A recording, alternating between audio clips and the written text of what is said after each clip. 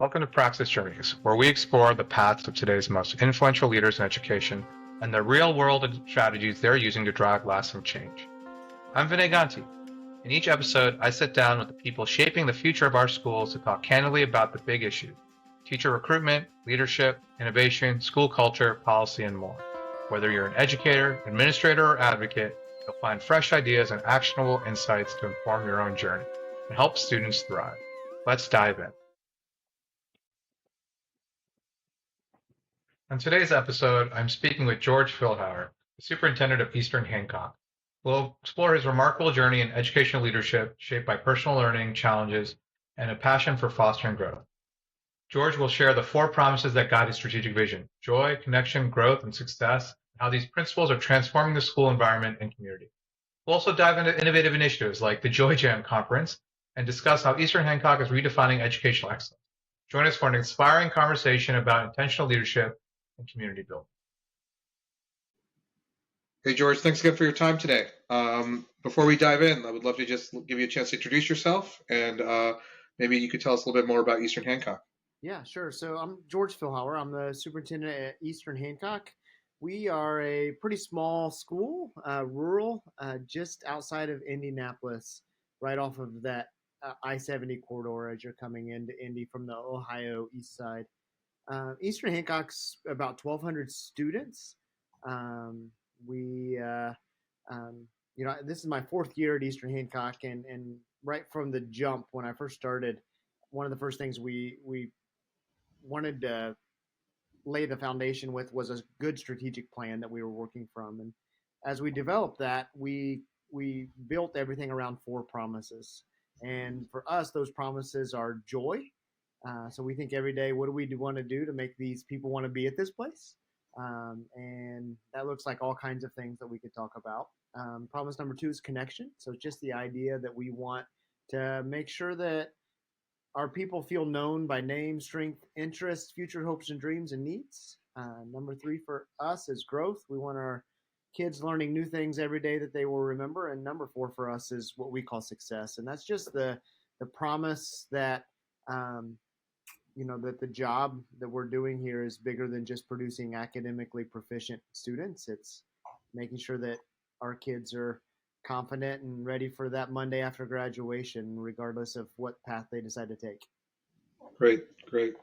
And what led you into education? Like, what experiences shaped you personally to sort of make you want to commit to being a K-12 leader? Yeah. So I've kind of known that I wanted to be a teacher for a while. Growing up, as a student myself, I struggled learning when I was younger, probably like dyslexia and some of those things that were underdiagnosed for a long time, and just lots of learning challenges. I was, I guess, lucky enough to get to do sixth grade twice as part of that. And I don't know, when you see the same exact thing 2 years in a row, it kind of gives you a glimpse behind the curtain.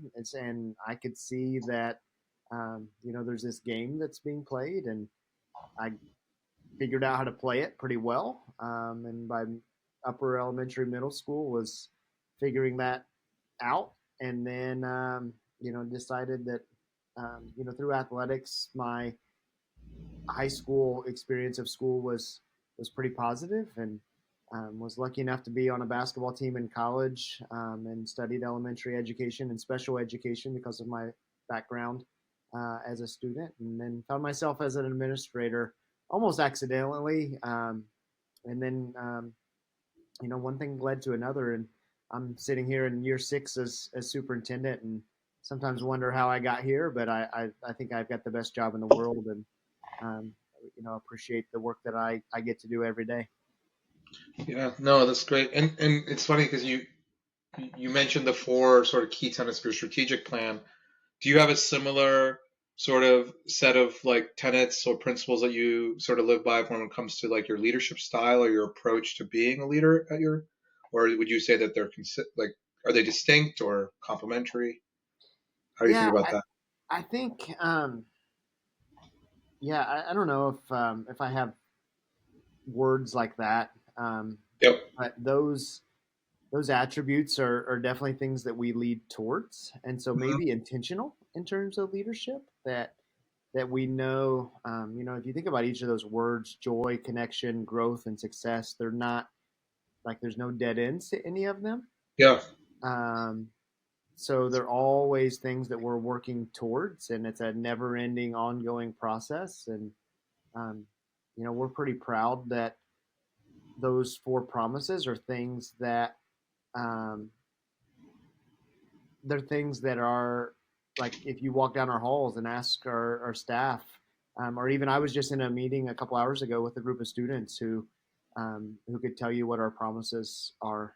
So we're pretty proud of that. So I think intentionality is probably something I think a lot about when I'm in terms of my leadership journey. Yeah. And do you see that sort of, because I think to your point, how these four principles are sort of always, there's always room for improvement in them. They're always going to be aspirational. Do you see that sort of sort of leaking out or sort of infecting in a positive way the community at large? Because obviously, like, the students come and go, but Eastern Hancock as a society is like going to live on, right? So, and sort of, is that something that you're seeing some of the benefits of or some of the rewards of, sort of? Yeah, I definitely sure hope so. And we really work hard to make sure that those things are kind of anthems. When I do a state of the community, we've got four schools in our county, and I joke every year that we do those presentations together, and I joke that I'm going to talk about the same four things every single year because those are the things that we stand by. I think they're pretty. Simon Sinek talks a lot about finite and infinite games, and Yeah. those are pretty infinite things. Like we won't really know when we've arrived, but like every now and then you get moments where you can reflect and you realize that, oh wait, we're better at this than we were just 6 months ago or a year ago. And then we have things that we do to intentionally draw attention to them. We host a summer conference, and ETS is one of our sponsors for that conference. We Yep. call it Joy Jam, and it's just a conference to um, bring intentionality to the idea that joy is something that we need to be intentional about. The gravity of the work we're doing every day is not pulling us towards a place of joy. So if we're going to get there, it's got to be an intentional choice, and we've got to build in things through the rhythms of our school day and school year that remind us that we need to choose joy. Yeah. No, and we're definitely going to come back to Joy Gem later on in this conversation. It's one of the cooler things I've heard coming out of Eastern Hancock. So I definitely want to give you a chance to talk more about that. And I love how you brought up Simon Sinek. Obviously, uh, my personal background before this role at ETS Praxis was more on the corporate side of things and selling into companies, and then also higher ed. So a lot of sort of the thought leaders there, but I oftentimes get relegated to just that lens. But I feel like there's a lot you can learn from those sorts of thought leaders, and even apply them in K-12. I mean, he has another great book, like Start with Why, and I think sort of the strategic plan you talk about sort of really sort of helps reinforce that too, which is like the sort of why are we showing up every day type of thing gets answered through those four principles, and then you get to reinforce it through the mindset of the infinite game, right? Which I think is very, very cool. Um, one thing I'd love to hear more from you on too is, you know, Indiana is a choice state when it comes to student choice, right? And uh, for those who aren't maybe super familiar with that concept, do you mind just explaining a little bit what that means in the context of Indiana, and how that maybe continues to maybe impact your role, and how you think about things like teacher recruitment, retention, and building out this culture that sort of within your organization that actually drives like educator quality and engagement, if that's okay. Sure. Yeah. So in Indiana, we have all the biggest part of our funding comes from a per student allotment, and that's measured during two count days throughout the year, one during the fall and one right after winter break. And each school district in Indiana can decide if they accept students from out of district. And once that decision is made, kids can pretty much go wherever they want to go. So um, if my kids want to go to school somewhere else, they can go to school at that district for whatever reason the families want that to be. So at Eastern Hancock, we are 40% choice. So 40% of our kids come to Eastern Hancock from out of district, and we are literally on to a dead end county road that dead ends on both ways. And we do not provide transportation out of district, which makes, like, you've been in car rider lines for Mhm. elementaries before. So ours is pretty crazy because of that many people driving to our campus. But we're pretty proud to be a place that families choose. And we think that, Eastern Hancock was a phenomenal place before I got here. But um, our promises don't just reflect who we want to be and who we're becoming. They also reflect who we've always been, and we're really proud of all the things that are true about us, and we think those are the reasons that people are choosing to be at Eastern Hancock. Great, great. And how do you and have you seen that sort of translate over on the HR side of things as well? Do you find like leveraging these promises as part of your recruitment strategy something that you're all able to lean on? Like, I imagine things like joy. Exactly. I mean, teaching is no easy profession, or being a principal is not an easy job these days. Like, how do you sort of interweave that into your recruitment and retention sort of strategies for your staff and your Yeah, educators? so you're right. Like, if you just watch the data around teacher retention and number of people signing up to do the job of teaching, that the gravity of that work is definitely not trending towards a place of joy. So it's got to be something that we do intentionally. So we try to figure out, what do we do to make the people that work at Eastern Hancock love their jobs. And teaching is such a hard job, and the school year ebbs and flows, and February is a really hard month, and um, there so we try to not just think about kids when we're building moments of joy. We do things for our staff. We've got an employee here. We don't talk about HR much because HR feels like, where do you go when you're having trouble? Yeah. We have a director of employee experience, and so her job is to proactively impact positively the employee experience. And we do things like, when if we hired you to be a teacher, um, we've got wonderful principals who do a good job choosing their staff, so they don't need me to interview anybody. But it is important that I meet with every staff member so that they understand what they're signing up for, because it's a little different, right? Like, not every place asks you to focus on joy and be intentional around that. So we meet in my office to talk about the four promises. But what that employee doesn't know is that while we're meeting with you, we've secretly Facebook stalked you or pretended like we need your emergency contacts before we actually do, so that we can contact your family. And we invite them into our boardroom and invite their new teaching team in, so that while we're done with a very quick meeting with me to talk about our promises, we go back in and celebrate you, and celebrate you, and have a hiring party, and we make sure that you leave with Eastern Hancock swag, so that we know that we're welcoming you to the team, and look forward to you being a part of this awesome community that we're building. Yeah. No, and it's funny because like when you and I connected a couple of weeks ago over email in advance to the ASA conference, obviously we're out there, we're in the market with some solutions, with specifically around addressing the teacher shortage, whether it's international teachers or helping people on emergency certified status, sort of help them overcome maybe challenges with the licensure exams that they need to take, things like that. And your response to me was like, "Oh, this sounds like great, but we don't have a teacher shortage, right? We're not having problems with staffing right now." And and you already mentioned you're a small school, you're in a rural district. All of the factors that you sort of described Eastern Hancock having is exactly the ones that you would expect to be hit worse with the teacher shortage, right? Especially in an area where choice may just also be compounding it, maybe with losing pupils, per head accounting from one school to another. Maybe people want to go to a more urban school, whatever it might be, or suburban school. But it seems like you've sort of bucked a lot of those sort of stereotypical trends. And if there was anything you could sort of point to around that, like what would you say you're most proud of right now when it comes to being able to address that? Yeah, Proud's definitely a thing that we feel. We were recently notified in Indiana. Our Indiana Chamber does an award that they give to the best places to work in Indiana, and they recently published their top 125 places to work, and we were the only school that made the list this year. So Oh, we were pretty honored to be able to do that.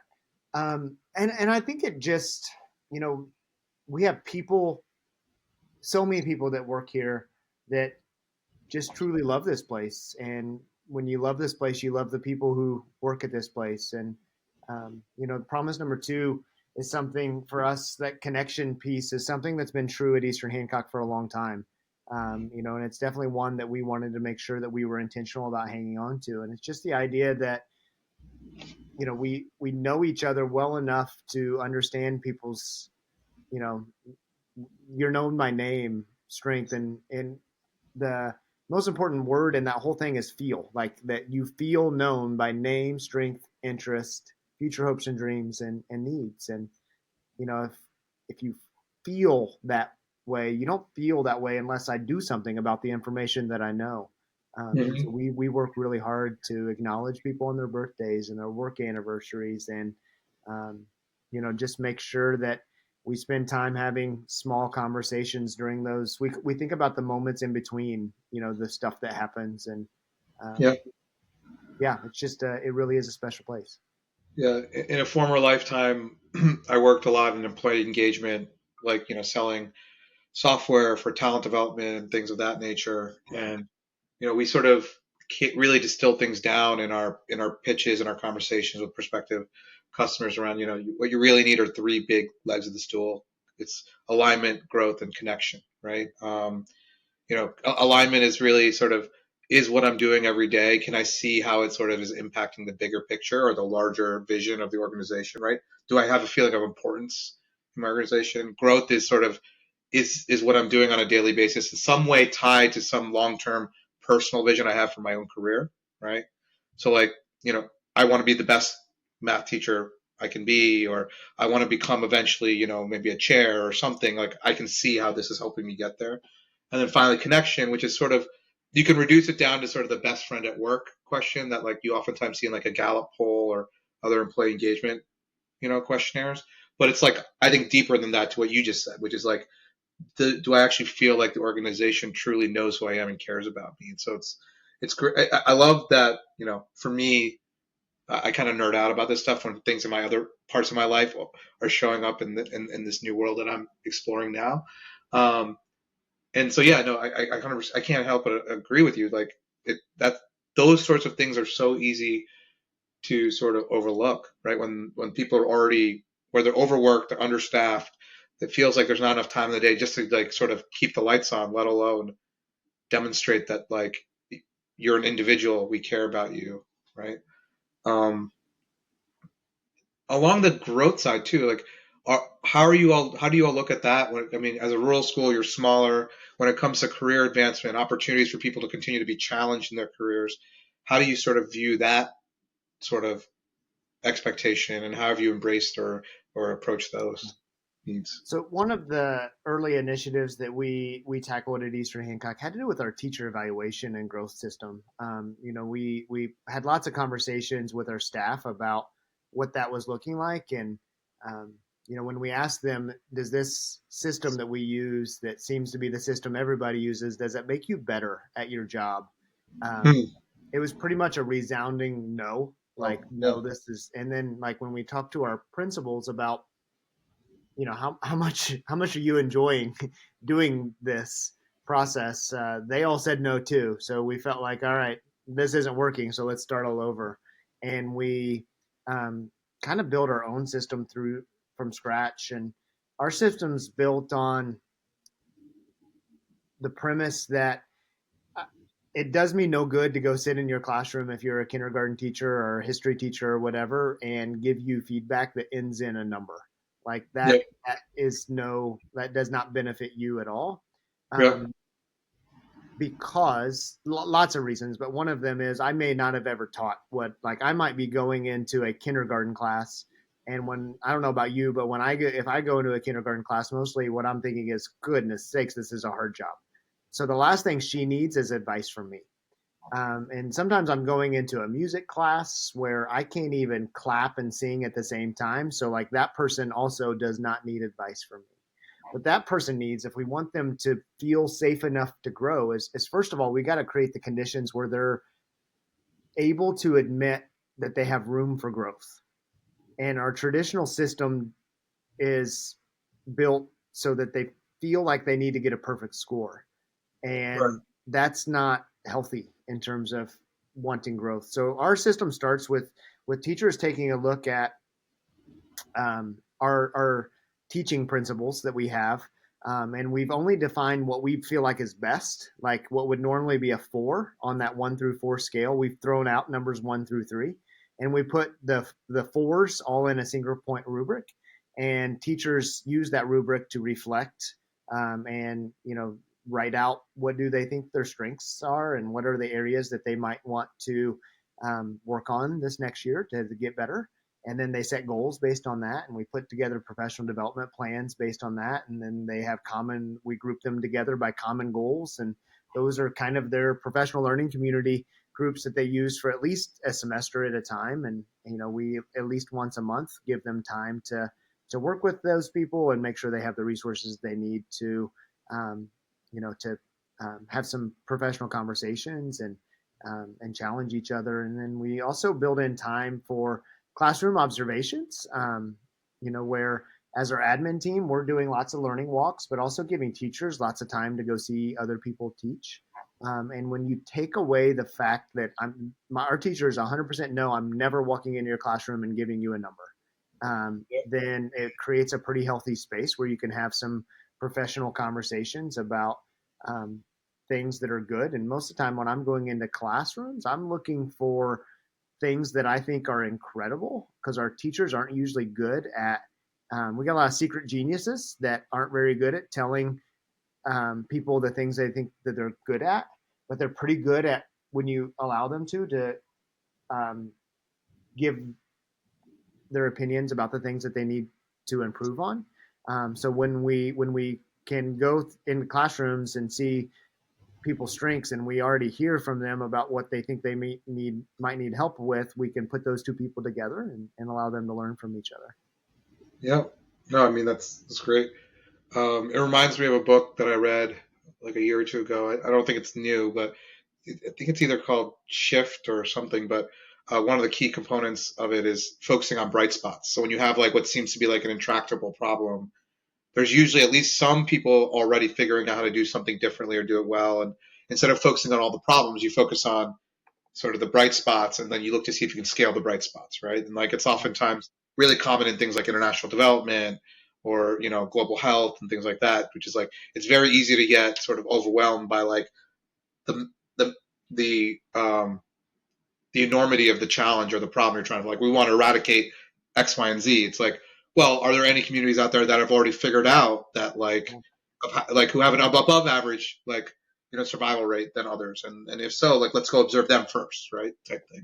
Versus and sometimes that can be politically contentious because people oftentimes want to gravitate to focusing on the ones who are struggling the most, but in order to help the ones who are struggling the most, you got to first understand what could potentially work. Gallup talks about this as well when it comes to like the role of the manager in corporations. It's like most managers spend most of their time with their most struggling employees, but in fact, you should be doing the opposite. You should be spending most of your time with your highest performing employees, learn how they are performing, and then take those lessons and help others sort of replicate them, right? So there's something really interesting about that. Yeah, I've seen a lot of teacher evaluation models that are built based on that. That like if you're a highly effective teacher, then we're not going to come in and Right. be in your classroom as much. And if like that, in my mind, like that's admitting that our teacher evaluation system's not like it has the opposite impact of what it should be. Like those are the people we should be in their classrooms most often because those are the people we need to be learning from. Yeah. If the success of the instruction in Eastern Hancock is dependent on my expertise, we're in trouble because I Yeah. haven't been in a classroom teaching anything in more than 20 years. Yeah. And I think it's sort of, we saw this sort of we started the sort of unintended consequence of that mindset sort of roll out pretty dramatically. Went back like about a decade and a half, 2 decades ago with the Gates Foundation, and they're sort of focused on data, but like and performance evaluations, all this stuff, and but ultimately it ended up being focused on accountability as opposed to your point, like aspiration, right? Like the data should be sort of a tool to help us understand what good looks like and allow for everyone to aspire to that good, as opposed to sort of being a cudgel or a tool to sort of separate sort of wheat from the chaff or whatever metaphor you want to use, right? And it also sort of it's the same thing that we sort of talk about when I have 2 small children right now. So obviously parental development and parenting is big on my mind.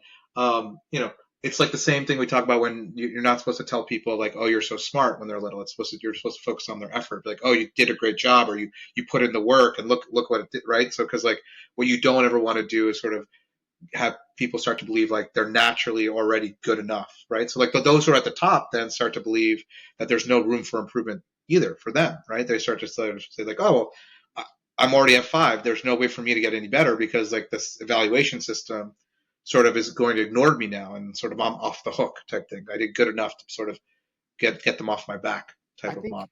also felt safety is so important in our field Yeah, because teaching is such a personal profession. It's probably yeah, like parenting is the only other one that probably is more like this, like where like the imposter syndrome's there every day, and like it's not just your job, it's who you are. So when I'm talking to a teacher about getting better, like a little bit it feels like I'm asking them to be a better person if I'm not really careful.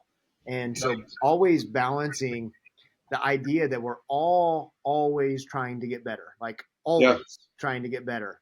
And you're pretty spectacular, like as a human. And I think that's one of the biggest challenges of leadership is walking that tightrope every day of helping people understand that like I'm never going to stop not asking you to get better, and but at the same time, like loving you and who you are as a person. yeah. Radical candor. Um, well, you mentioned sort of leadership and all this stuff. Like, let's turn that lens now away from teachers and onto your school leaders and other leaders, because that's when we talk about teaching being an island. The only bigger island than potentially being a teacher is oftentimes being an assistant or a principal or an assistant superintendent or someone in the district office. So how have you sort of been able to model similar sort of like space for vulnerability or felt safety, I think is what you called it, for your leadership in your organization? Yeah, so we use a similar model for them where we're small, so we meet really often. Like Yeah, the beauty of Eastern Hancock is I can walk out one door in my office and be at the high school, and 5 minutes later or less I can see kids from K through 12 in 15 minutes and be back in my office if I want to. So I think people follow availability more than they follow authority and yeah, all of those other things. So just being available and being supportive, and I, I've got wonderful people. So, I'm not a fan of the idea that I hire great people and stay out of their way, because I think my job's more important than that. Like they did not hire me to just stay out of the way. They hired me to help people get better.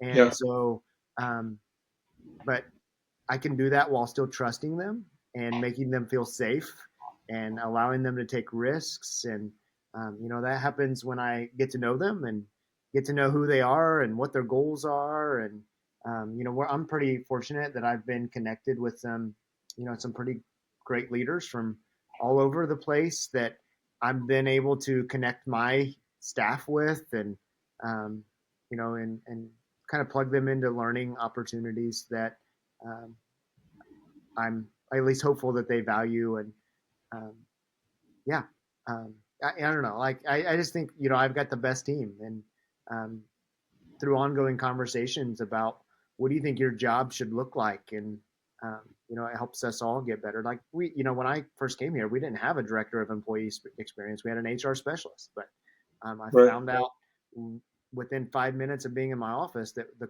carpet squares we're going to need to replace first are the ones that are going to her office because people trust her. And Um, so when we talked to her about setting goals, we opened it up to conversations about, what do you want your job responsibilities to be, and what do you think you're good at, and you know, what direction we're going is the direction of joy, connection, growth, and success. What's your part in that?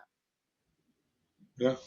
Well, I did say earlier in the conversation, I promised that I would give you some time to talk about Joy more and Joy Jam specifically. So let's start with sort of where did this come from? What is it? And what are you most excited to see this upcoming Joy Jam, which I think some of us may be trying to come. I think at least James Lane or one of our colleagues might be trying to come this summer. I was thinking about maybe joining myself. So, but yeah, if you want to just let us know a little bit more about Joy Jam. Yeah, we would absolutely love to have you. I know a couple of your teammates are going to be on campus because you guys are again a sponsor. So in Indiana, the Department of Education um, puts out a grant every year for a handful of schools to do a summer conference. They give us some seed money to get that started, and then this will be year 3. It's July 15th and 16th of Joy Jam, and 3 years ago we just kind of wondered what would it be like if we planned a conference that was not like all of the others, that was focused on our promise. And what if we opened it up to, yeah, our teachers can come if they're available and able, and but if we also open it up to people from all over the state, and it's kind of turned into all over the country, that could come to the conference at Eastern Hancock, which in Charlottesville, Indiana, we literally are in the middle of nowhere. So it's a lot of fun. We get some incredible speakers. That part's similar to lots of other conferences you'll see. So we've got a really good lineup this year that we're slowly announcing on social media. We had 250. We can seat 400 people in our auditorium, and we had 250 people sign up this year before we even announced who the speakers were. And it's just the beginning of April, and the conference isn't until July, so we're pretty excited about that. In addition to incredible speakers, when you sign up for Joy Jam, you tell us what your favorite candy is, what your favorite snack is, and we make sure that those things are at the conference for you. It's a free conference.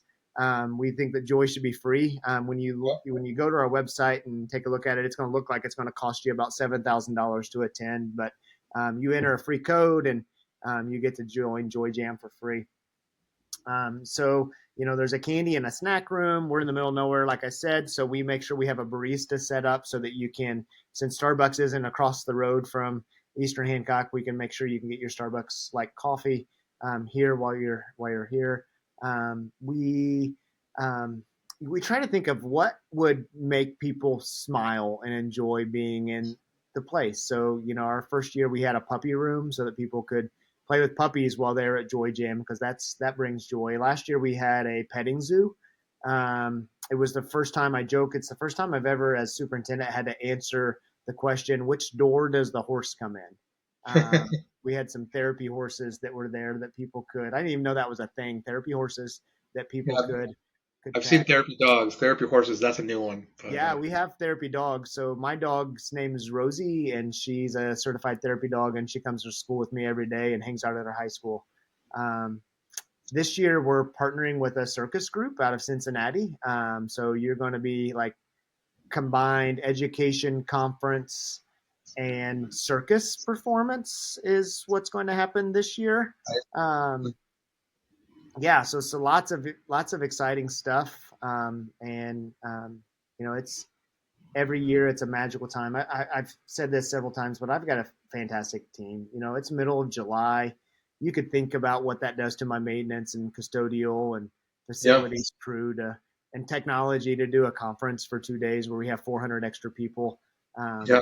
on our grounds. And Especially when the campus has probably been shut down for a month and a half. that's right. And they're doing everything they can to make sure it's ready for, at Eastern Hancock, and we start school that first week of August, or a Yeah, little bit before that. So we're gearing up. It's right in that prime time, but it's a spectacular event, and we're pretty committed to continuing to do it moving forward. It's kind of got a brand, and we've got fantastic. people from all over the country that come every year, and we're excited to continue that. Very cool. Very cool. Well, you've I have one more question, and I'm going to let you go. I really appreciate the time you have given us so far. You've been really generous with sort of a lot of the insights and a lot of the ideas that have sort of come out of Eastern Hancock. But we also know that sometimes imitation is the best form of flattery. So, are there are there other districts or other organizations out there outside of Eastern Hancock that you look up to, that you admire, that you've like either have sort of maybe taken ideas from, or would love are looking to potentially take ideas from? And we can broaden that question too, like what's next for Eastern Hancock? What's next for you? What's the next big ideas that you're excited about? Yeah, so many. There are so many people that are doing incredible things that we steal from all the time. So one of my dearest friends is a superintendent in Kentucky named Buddy Berry. And if you've never met Buddy, like he is the most delightful person.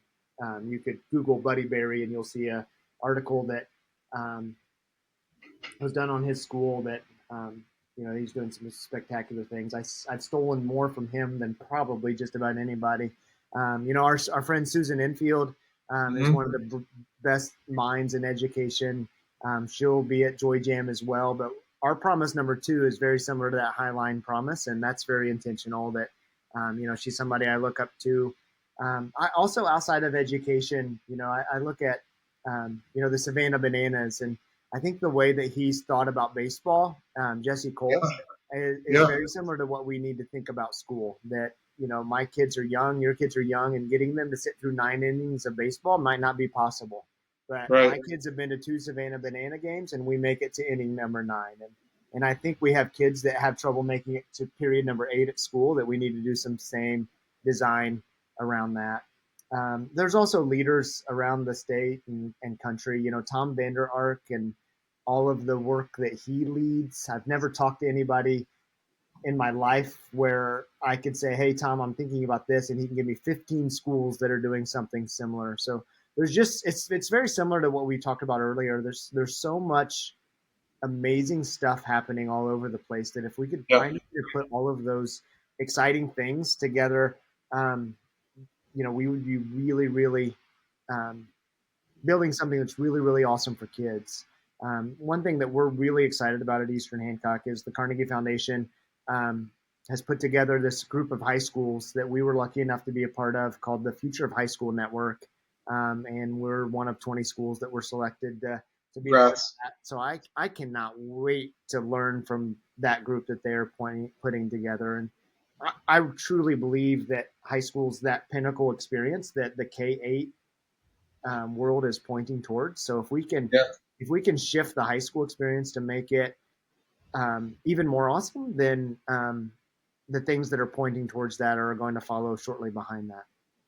very cool. Well, thank you again for your time. I think that most of the listeners would agree that if we were playing a game of name drop bingo, having Tom Vander Ark and the Savannah Bananas in the same paragraph was probably not one anyone was gonna predict. But please, if anyone doesn't know who the Savannah Bananas are, go on Instagram or TikTok or any other social media platform right now and look them up. They are hilarious, and they are. To your point, I'm not a big baseball fan, but I think I could probably sit through one of their games. So, George, thanks again for your time. This has been great. I hope you enjoyed it as much as we did. And we look forward to maybe doing this again soon. And we'll definitely be giving Buddy a reach out at some point and seeing if he wants to join this conversation as well. That's awesome. Thank you so much. Appreciate being invited, and it was a great conversation. Likewise. Take care.